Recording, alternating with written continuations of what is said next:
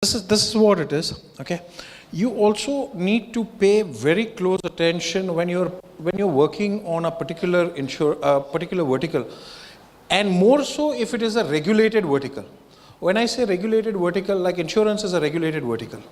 Okay, all things emanating for insurance companies is all based on decisions passed by IRDA. IRDA is the Insurance Regulatory and Development Authority. So you have an IRDA. Similarly, for somebody who is operating on the mobile operators, okay?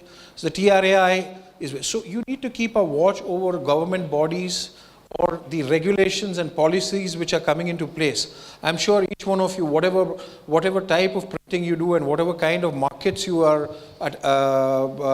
working on, there will be and regulations which will be coming into place which may be impacting your business. A close watch on that is very important.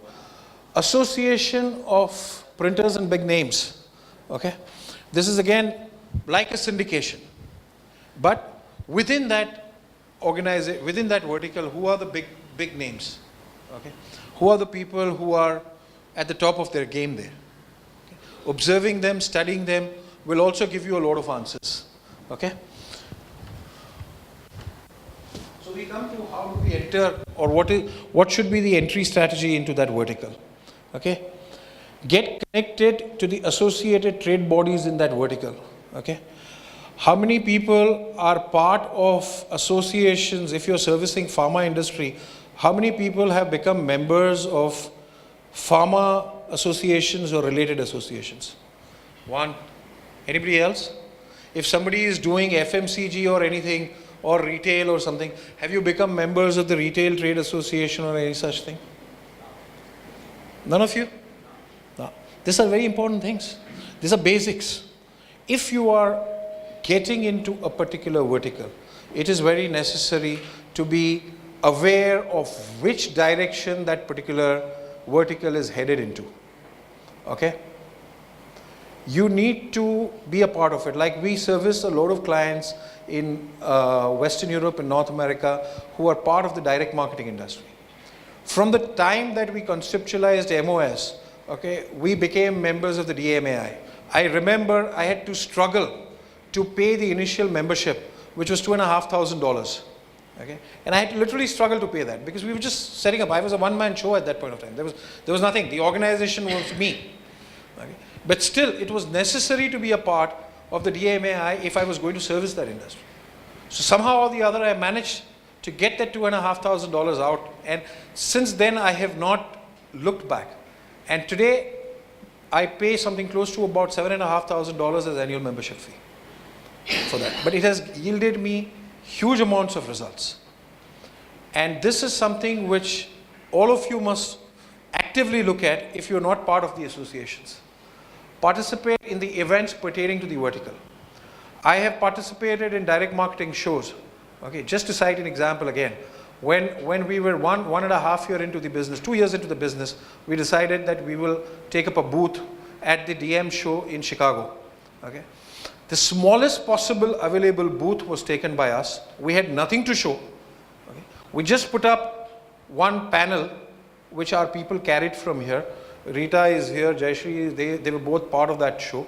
Okay, and we had brochures, and we were standing at the booth and calling in people and talking about our company. But trust me, it got me enough prospects, which we kept working on, and from which we got 2-3 clients. That money was well spent. So being a part of a particular vertical, then become integrated into that vertical by participating. If you are servicing the pharma industry, go to the pharma industry exhibitions. I see printers going to Drupa spending huge amounts of money. What have you gained? Except anxiety and ulcers. Of course it's like that. Oh, digital is coming, I am scared. What is that? Instead, if you were to invest in the business, in the market that you are in, okay, it would have yielded you result and it would have allowed you to sleep at night. Okay, how many people who are servicing different organizations become a part of that? They don't. But You go to Pamexes and you go to Drupas and you go to all of those and spend huge amounts of money, talk about technology, unnecessarily worry about it, and at the end of the day, it does not add any value to your organization. Yeah, you know more about technology. You can get up amongst 10 printers and say, okay, Landa is bringing this. Who cares? Your customer doesn't bother about it till at such time that he is going to do that. Look at your market. If you are going to pay attention to technology, pay equal amount of attention to the market that you are servicing. This is where we fail, because attention is only on one particular aspect. Decide how to position your organization in that particular vertical. Positioning is very critical. I said at the start of my presentation, like, I have not positioned MOS as a printing company. For me and to my customers, MOS is a direct mail and direct campaign management company. I have a tagline which says, Mail Order Solutions India Private Limited, redefining boundaries of direct marketing. Okay, because we started with international markets, and it's a registered trade line. These are small things which you do to create a certain perception, a certain image about your organization. Because in a crowded marketplace, these are the things that differentiate you from the next. Otherwise, you are also like everybody else, Johnny Ran. You asked me during the break a question as to how to break the price hoodoo. How to get a little more from the customer when everybody else is, offering lower price. Very valid question, because we are in a market where our customers are looking at us as commodities. And to do this, these are some of the things that you do which allows you to position yourselves a little differently. We charge the price that we want because of the perception that we've created in the minds of our customer. These are small things, but very critical things in the long run, because it makes the difference between what is your profit and how much did you lose on a particular job. I hope it answers your question. It does? Yeah. Okay. So you position your company any which way you want. You are the best person to decide. Okay. These are very critical points. You pay attention to you know your organization best. Take a decision as to where you are. And based on that, you make your strategy. Okay. Collaborate, co-create, and grow. It's something which has yielded me fantastic results. I will share with you how we got success in the loyalty program market. We were looking at the loyalty program market. So we were going to all the airlines directly. We were going to retail shops. Like we went to Shoppers Stop and we said, we want to handle your First Citizen. Because they said, get out. We're not interested in you. We have relationships for years together. So we were thrown out. We went to a Kingfisher. We said, we want to handle your loyalty program when they were thriving. Okay. At initial stages, they said, get out. We're not interested. Okay. So this kind of things kept happening. And for us, it was very important segment, because that segment requires what is our core strength. Variable data printing, personalization, full-color digital printing. Okay. All of these things. So we felt that it was a very important segment. So how do we break it? We then looked at it that who are the people who are managing these loyalty programs for these clients. So we looked at, instead of looking at the end customer directly, we found that there's a very powerful middleman in them. There are companies which run loyalty programs. There are different companies, okay, huge companies who are now already in India. Okay. There are companies like ICLP, which is the other company, Rita? EMEA, and all of these guys. These are big names. We went to them and we started looking at them and we said, okay, we need to start having a tie-up with them. And it has yielded us fantastic results. We not only got to manage Kingfisher Airlines when they were doing well. Okay. We're managing Ethiopian Airlines. We're doing a lot of wonderful work for airlines. How? By doing co-collaborating, co-create, grow. I've given another example, Carvi. If somebody is handling mutual funds, okay, People like Carvey, who are considered as service providers, okay, are very important. Some of them have in-house printing capabilities. Okay. Or if you are doing, data work with banks, etc., companies like Seclor, they provide encryption software for data to customers. They directly deal with bank. Now, if a Seclor goes and tells somebody like an American Express that, work with MOS, your data will be the safest, half your job is done there. So it's very important for us to understand what is the vertical and go into that vertical and collaborate with non-competitive people. Okay? You create collaborations which will help both of them. Like wherever we go, and client talks to us about data and says that we are working, we recommend somebody like Seclor, that why don't you talk to Seclor? They have the most fantastic data encryption software. The technology has moved to the level where today, when data comes to us from a customer, we don't even get to see that data. It comes in a completely encrypted form. It goes onto the print engine in an encrypted form. At the print engine level, okay, on a Xerox, New Era, or any digital machine, the data is decrypted on the machine, printed in a readable form, and then again encrypted. Nobody sees what the data is. So there's no question of misuse. So this is the kind of understanding that you must have of the vertical that you're working in, where you understand who are your non-competitive, vendors, and you collaborate with them to win business. Today, a Seclor recommending a company saying that they are very, very good in data protection is a big thing. So these are some of the things that you need to do. You do cross promotions. You sponsor. Like we definitely participate. It costs money, I'm sure, but then we've made budgets for that. We participate in the retail summit every year. We have a booth there. We are standing there. There are all retailers, the Cadburys and the Nestles, and everybody is there. And within that, you will find in one corner one booth of MOS. You'll wonder what a printing company is doing there. But because we are so different, everybody comes there. Okay, guys, what are you doing here in retail trade? And that's the purpose of being there, because we are servicing that sector. It helps. A sequential personalized marketing campaign, offline, online, can be planned. If you know who your target audience is and you want to showcase your capability, okay, then you, like we did it, I'll show you an example. This was a personalized kit we made for the automobile sector. We want to position the direct mailing campaign. So what we did was we found out who the CMOs were, and we prepared a personalized kit. This kit contains a mouse pad which is personalized. Okay, it contains a coaster which is personalized. Contains a pad which is personalized. It has a thank you card. It has to-do notes. Okay, it has visiting cards. It has envelopes, and all of those kind of things which are presented to the customer in a fantastic way with a small note which talks about the power of personalization to an engaged customer on a 1:1 basis. Okay? Because today's world is all about engaging the customer.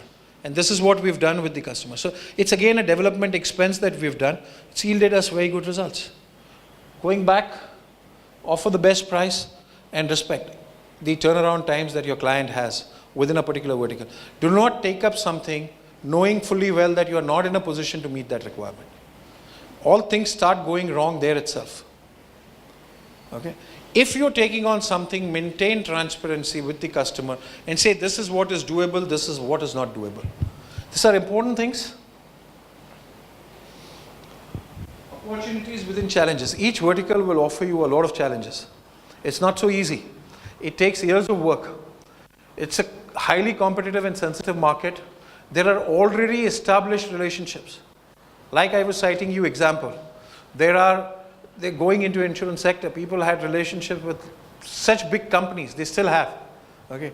So a new entrant like us, why would we be entertained? Customer has already got contracts in place. They've signed it on for 2 years. We have to keep working. You have to keep pushing the door till you can get a foot in. And once you've got a foot in, get in completely, slowly and steadily. It starts with a small thing. Build on that relationship. Okay? The vendor empanelment process. I don't know how many of you undergo this, but a vendor empanelment process is not only time consuming, it's a very, very expensive thing. For me to become a part of the insurance and banks, I had to first take an ISO 27001 certification. The ISO 27001 certification costs huge amounts of money, huge amounts of time. But because we knew what we were headed in, it was important to do it, so we did that. But these are the kind of steps that you need to take to understand what or how your market is. If you don't do this, if any effort is half-baked, then the result is going to be worse than half-baked. You will never get the result. So a huge amount of study is required to get into the vertical. Huge amounts of efforts are required. You will face challenges, much more than what I have listed here. There are lots of challenges that you will face. I'm sure, like I know my friend Rupesh is getting into a new business. He can talk about the challenges that he's facing. Any business, you are a multi.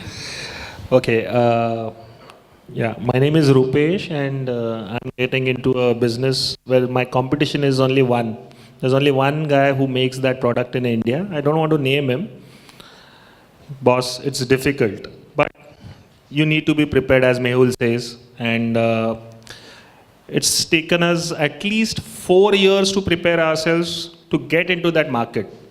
And trust me, even if I go full-fledged, I'll be only 10% of the market with full capacities. But yes, as Mehul says, you need to be prepared. You need to be super prepared. Yeah. Challenges are always going to exist in any vertical that you're going. Everywhere competition is there. We're not doing anything new. We are not doing anything which is a sunrise business or any such thing. We're doing something which everybody else is doing. How you package it and how you showcase it. Today you walk into a hypercity and you want to buy cornflakes. All the cornflakes, different makes, are all stocked together. Okay? Why do you get attracted to something particularly? Because of the packaging, because of the advertising campaign, because of whatever. But that's the business that we are in. We need to ensure that we see the challenges, we face the competition, and we are prepared to handle that. These are just some that I have listed. Okay?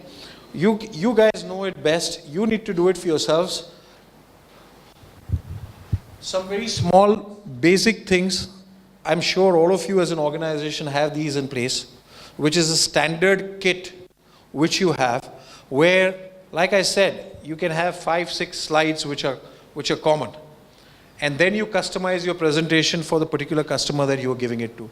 And what does it contain? It contains your company background, it contains your profile, it contains what is it that you're offering to the customer, accreditations, testimonials, certifications, a little bit on the technology and the processes that you employ.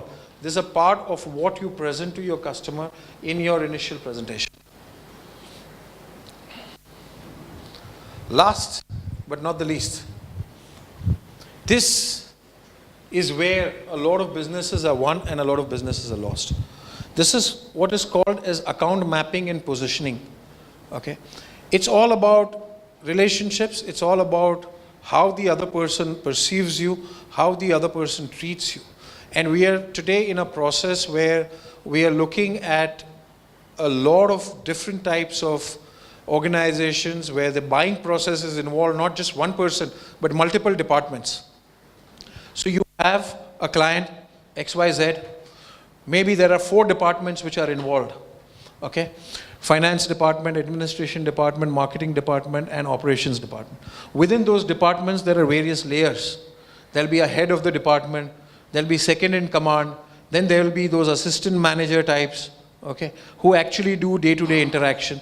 So these are the people who are involved. Now, all of them have a role to play in the final decision that is taken as to how or how much business your organization gets. Okay, you've got it. You've started getting small business. But how can you grow on that? You do it by account mapping and positioning. What is positioning? Positioning is that organization has a certain structure. Your organization has a certain structure.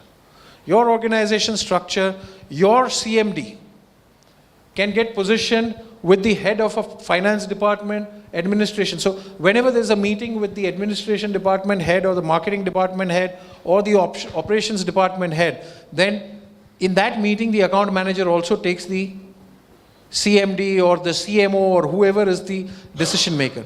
That's positioning. At the second rung, maybe head of sales and the account manager are positioned. And at the lower rung, it's the account manager and the opposite. So that's positioning.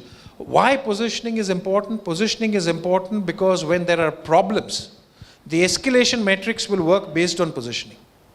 Okay? So you need to let your client know that A is handling the account, B is the head of the department, and C is the ultimate authority within your organization. So if there's a problem, first you go to A, then you go to B, then you go to C.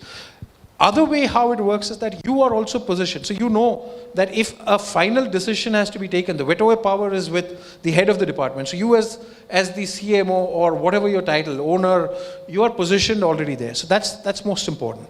Within the organization, you will find there are some people who want to work with you, some people who don't want to work with you, and some people who are indifferent.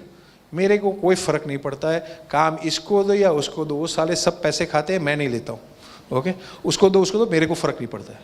So you need to map the account to ensure that you are aware who's pro your organization. The mapping of the account is very critical. So you'll see under each title or whatever you call it, we've put positive, neutral, negative. Positive means, to just give an example, that person is positive about MOS. He will want to give work to MOS. Negative is somebody who will ensure that whatever it takes, the work does not go to MOS. And neutral are the people who are ineffective. It's very simple. To make an account effective, you need to ensure maximum positives. However, it does not happen that a person who is negative goes straight to positive. You need to work on him. Bring him to a level where he is neutral and then make him positive. But the reverse is not true. A positive can become negative straight away without being neutral. Okay? So even if your account is a stronghold, this is a very important exercise which you need to keep doing on a monthly basis, because it shouldn't happen that complacency sets in. You have an account which is your stronghold where you believe everybody is pro you. But all of a sudden something has happened. Your account manager has done something which has made them negative you. So this exercise is very, very critical. I just hope everybody understands the relevance of this particular, because this is the make or break. This is the one-on-one, okay, of any sales strategy. This is which will help you. Right? You must understand how that particular person perceives you. Yeah?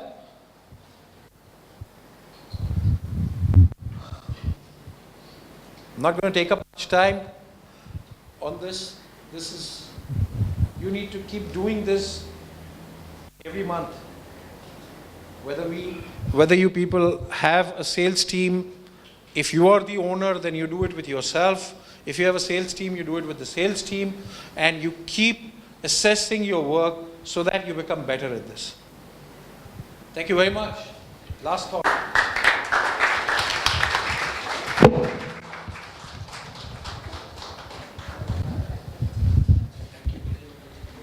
Please repeat this. Don't forget. It's not the strongest species that survive, not the most intelligent, but the ones most responsive to change. Charles Darwin. Anyone has any questions to Mehul?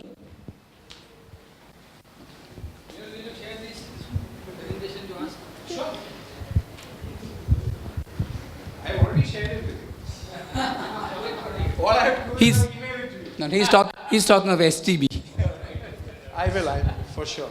What somebody from Freddie, your company, where's the gentleman gone? I'm sorry. Yeah. He felt that, whilst this is more for, people who are taking the decisions, he would be interested in something which is skills related, selling skills.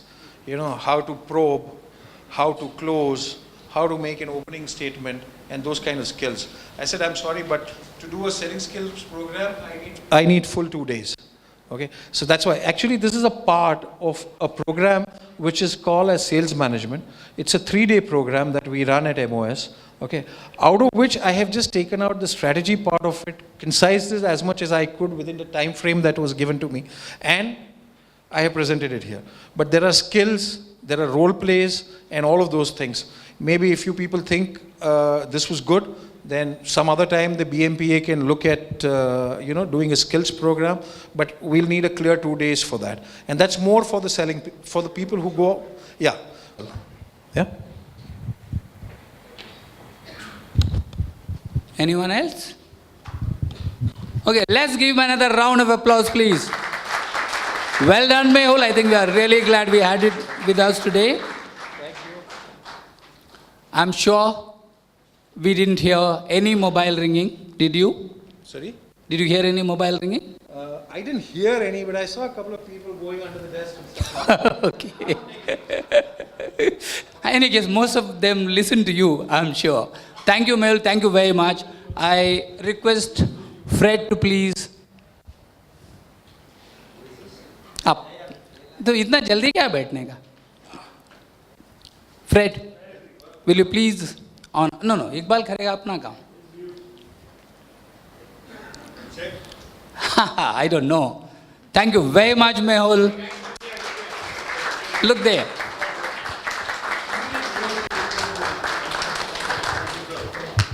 Thank you.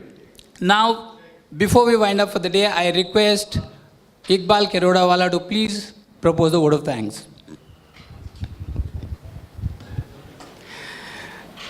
I'm sure we'll all agree that it was a truly dabang session, wasn't it? Yes. Emotionally as well as physically, I think. Thank you, Mehul bhai, for making it a rocking session. I think what you spoke to all of us was straight from the heart. As you said correctly, it was probably not from any book, but it was something that was your experience and nothing beats experience. So thank you. And can I please request everybody to again give him a big round of applause. Our thanks to the GIPT for allowing us to hold this seminar, the principal, Mr. Taskar, Mr. Denge, the HOD. A special thanks to Jagdish bhai for really putting in the effort to make this program a success. We have a task group in BMPA which is in charge of organizing these kind of seminars, so a big thank you to them. Also a big round of applause to all the people who are here for having removed your time on a working day and allowing yourself to be taught. So thank you all very much. And all the students who have participated in this talk. Thank you all very much and have a nice evening.